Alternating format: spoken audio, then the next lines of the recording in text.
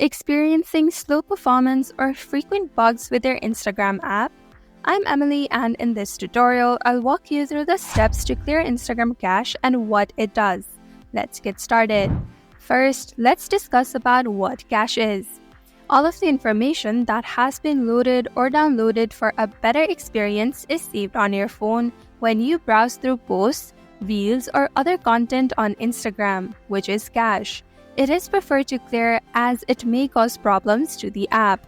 To clear the cache, as it is not possible in the app itself, go to Settings, scroll down, then go to Apps.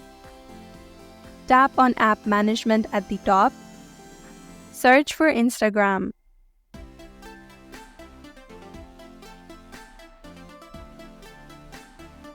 Then tap on Storage Uses. Then tap on Clear Cache. This step may vary for different models of phone.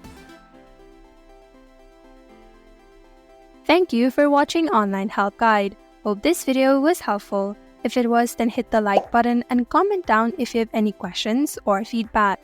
Also, if you're new to our channel, subscribe and hit the bell icon so that you don't miss our upcoming videos.